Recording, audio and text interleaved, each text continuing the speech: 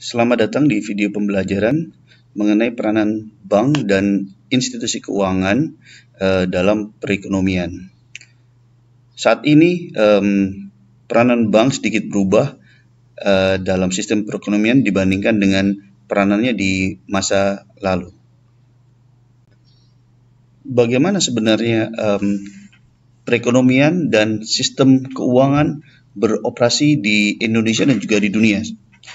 Untuk menjawab pertanyaan tersebut, kita bisa berpikir bahwa ekonomi dan sistem keuangan dibagi menjadi tiga unit ekonomi. Yang pertama adalah perusahaan, yang kedua adalah individuals, dan yang ketiga adalah institusi keuangan atau biasa disebut dengan financial intermediaries. Gambar yang kita lihat sekarang ini adalah bentuk yang sudah disederhanakan dari bagaimana pengaruh sistem keuangan terhadap perekonomian di suatu negara. Oke, jadi ini sangat disederhanakan untuk memudahkan pengertian kita. Oke, yang pertama, perusahaan melakukan pembayaran kepada karyawannya, biasanya disebut juga dengan pembayaran gaji, atau perusahaan juga bisa melakukan pembayaran berbentuk pembayaran sewa kepada pemilik bangunan yang unitnya digunakan oleh perusahaan. Yang ketiga, perusahaan juga bisa melakukan pembayaran kepada supply chain-nya, kepada suppliernya. Oke, jadi langkah pertama adalah perusahaan melakukan pembayaran kepada partnernya. Setelah menerima pembayaran, individual tadi setelah menerima pembayaran gaji, setelah menerima pembayaran sewa, dan juga mungkin menerima pembayaran sebagai supplier dari perusahaan, ada beberapa langkah yang mereka bisa lakukan. Yang umum yang biasa mereka lakukan adalah mereka melakukan pembelian atau consumption. Di sini kita bisa lihat consumption. Mereka melakukan pembelian produk-produk dari business unit atau perusahaan-perusahaan. Oke, jadi langkah tersebut adalah langkah yang biasa. Jadi banyak orang yang setelah menerima gaji mereka melakukan pembelian atau belanja, itu langkah normal. Oke. Langkah berikutnya yang mereka bisa lakukan adalah melakukan penempatan dana. Jadi individual tadi bisa melakukan penempatan dana di institusi keuangan. Yang paling sederhana adalah mereka dapat membuka tabungan atau membuka deposito berjangka atau sertifikat deposito. Itu adalah langkah-langkah sederhana yang biasa umum dilakukan oleh orang. Oke, berikutnya mereka juga bisa melakukan penempatan dana dengan cara membeli saham. Mereka pergi ke perusahaan sekuritas, membuka rekening di perusahaan sekuritas, dan melakukan pembelian saham. Di masa lalu, mungkin 30-40 tahun yang lalu, bank berperanan sangat penting dalam sistem perekonomian. Tapi saat ini ada beberapa jenis institusi keuangan yang baru. Oke, yang sebenarnya sama. Jadi institusi keuangan itu ada fungsinya adalah untuk mengelola aset keuangan dari entitas ekonomi yang lain, seperti perusahaan atau individual. Jadi tugas mereka adalah membawa orang yang mau menabung, investor, dan orang yang mau minjam dana bersamaan dengan jalan menjual produk-produk mereka. Jadi atau biasa disebut securities. Oke, jadi kemudian apa yang akan mereka lakukan? Mereka akan melakukan penempatan dana ke perusahaan yang disebut juga sebagai investasi. Selain melakukan investasi, institusi keuangan tersebut juga akan meminjamkan dananya. Seperti bank, mereka akan meminjamkan dana kepada perusahaan atau individual dalam bentuk kredit. Oke, apa saja bentuk dari institusi keuangan sekarang ini? Bisa berbentuk commercial banks atau bank komersial yang ada saat ini, bisa berbentuk hedge funds atau perusahaan investasi, bisa juga perusahaan investment seperti perusahaan-perusahaan yang menjual reksadana, bisa juga dana pensiun, bisa private equity funds, jadi semacam reksadana atau pool of funds yang menginvestasikan dana mereka kepada perusahaan-perusahaan yang private, yang belum go public. Berikutnya adalah keuntungan dari proses intermediasi. Jadi institusi keuangan mungkin tidak akan ada tanpa adanya proses intermediasi. Jadi proses yang terjadi pada saat perusahaan atau individual menempatkan atau menginvestasikan dananya di institusi keuangan. Individual atau perusahaan menempatkan dana mendapatkan beberapa klaim. Seperti klaim itu contohnya adalah seperti tabungan,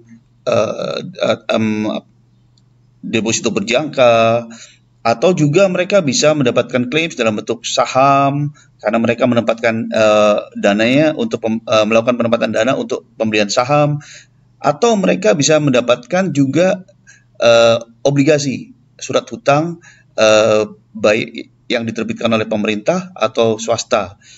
Bisa juga individual dan perusahaan tadi melakukan pembelian unit penyertaan dari suatu reksadana yang diterbitkan oleh perusahaan investasi. Jadi ada beberapa jenis klaim yang diperoleh oleh individual dan perusahaan pada waktu mereka melakukan penempatan dana di institusi keuangan. Oke, sekarang manfaat pertama dari proses intermediasi adalah pooling of funds. Jadi pooling of funds terjadi pada saat perusahaan dan individual menempatkan dananya di suatu institusi keuangan. Jadi hal ini tentu akan memudahkan institusi keuangan dalam melakukan proses penempatan dana berikutnya. Jadi manfaat dari pooling of funds itu akan terasa juga pada yang disebut dengan economies of scale. Sekarang bayangkan perusahaan seperti PT Pakuwon Jati misalnya. PT Pakuwon itu apabila membutuhkan misalnya 100 miliar dana untuk pembangunan properti baru mereka. Bayangkan sulitnya apabila perusahaan keuangan didatangi oleh PT Pakuwon Jati, kemudian mereka tidak mempunyai dana cukup dan harus mencari satu-satu orang mengumpulkan dana sesuai dengan permintaan dari Pakuwon. Jadi impossible atau tidak mungkin, atau sebaliknya juga bisa terjadi. Sebuah financial institution punya dana sebesar 100 miliar. Tapi mereka tidak tahu harus menempatkan dana kemana, sehingga mereka harus mencari satu-satu perusahaan yang membutuhkan dana saat ini. Jadi dengan adanya proses intermediasi dan adanya pooling of funds akan terjadi skala ekonomis dari sisi administrasi karena lebih murah dan lebih mudah sebetulnya untuk memproses satu pinjaman bernilai 100 miliar dibanding memproses pinjaman sebesar 1 miliar sebanyak 100 pinjaman. Manfaat berikutnya adalah mengurangi risiko. Jadi dengan adanya pooling of funds, maka institusi keuangan memiliki lebih banyak keleluasaan. Mereka dapat memilih specialized investment. Misalnya selain tadi contohnya bank melakukan pinjaman, ada juga institusi keuangan yang melakukan penempatan dana ke saham yang bisa didiversifikasi. Jadi mereka dengan adanya pooling of funds, perusahaan seperti reksadana sekarang mempunyai keleluasaan yang besar. Mereka dapat melakukan investasi di berbagai saham yang bagus dan juga di berbagai instrumen keuangan lainnya. Manfaat berikutnya adalah likuiditas. Likuiditas di sini artinya adalah kecepatan untuk merubah suatu instrumen investasi atau penempatan dana menjadi kas. Oke, dengan adanya berbagai jenis, berbagai bentuk intermediasi pada beragam institusi keuangan, sekarang pemilik dana seperti perusahaan atau individual memiliki keluasaan. Mereka bisa memilih berbagai jenis investasi, mau yang jangka pendek, jangka panjang, yang dapat dicairkan dengan mudah. Bahkan seperti reksadana, unit penyertaannya dapat di-redemption, dapat dijual kembali kepada reksadana, dan kemudian investor akan mendapatkan dananya kembali dalam waktu yang sangat singkat. Sekarang kita melihat contoh dari primary dan secondary securities pada beberapa institusi keuangan. Pertama, institusi keuangan commercial banks atau bank. Bank yang seperti kita tahu saat ini di Indonesia, kita sebut dengan commercial banks. Karena di Amerika ada bank jenis lain yang disebut juga di sini perusahaan sekuritas, namanya adalah investment banks atau investment banking. Untuk commercial banks atau bank normal yang seperti kita lihat selama Indonesia, primary securities mereka adalah pinjaman, bisa mortgage, KPR, atau commercial loans, pinjaman komersial, atau berbagai jenis pinjaman yang mungkin namanya spesifik untuk industri. Secondary securities mereka adalah demand deposit atau checking account, cek, atau bisa juga berbentuk tabungan dan deposito berjangka serta sertifikat deposito. Untuk perusahaan asuransi jiwa, primary securities mereka, penempatan dana mereka itu adalah dalam bentuk saham, obligasi, dan mortgage. Di Amerika ada mortgage yang diperjualbelikan di pasar modal.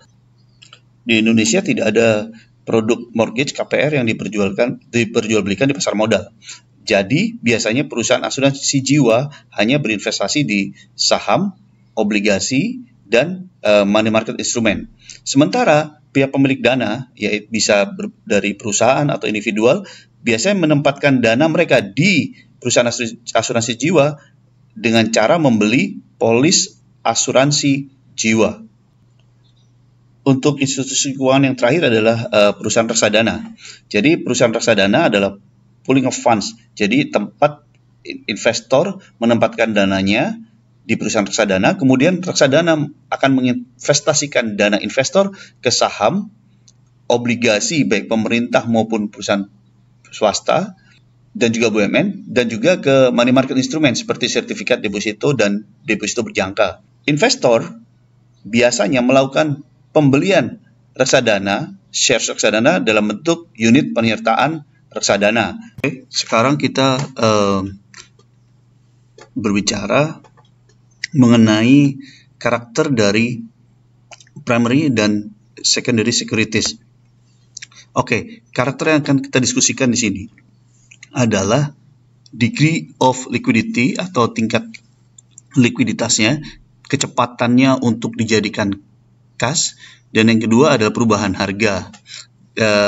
Kali ini saya akan share mengenai beberapa instruments. Yang pertama adalah stocks atau saham. Saham adalah bukti kepemilikan dari investor terhadap suatu perusahaan. Tapi saham yang kita bicarakan di sini adalah saham-saham perusahaan publik. Karena diperdagangkan di bursa efek, maka saham-saham perusahaan publik tingkat likuiditasnya sangat tinggi. Artinya kita tinggal kontak perusahaan sekuritas kalau di Indonesia, maka kita akan bisa membeli atau menjual saham dalam waktu yang relatif cepat. Untuk perubahan harganya, saham adalah instrumen yang berisiko. Artinya kenaikan dan penurunan harganya bisa terjadi dalam waktu yang cepat dan dengan range yang lebar atau besar. Oleh karena itu, karakter dari saham, perubahan harganya bisa besar. Yang kedua, securities yang kedua yang kita bicarakan adalah bonds atau obligasi. Obligasi di sini adalah obligasi jangka panjang, surat hutang jangka panjang yang diterbitkan baik oleh pemerintah, perusahaan BUMN atau perusahaan swasta yang ditawarkan kepada investor.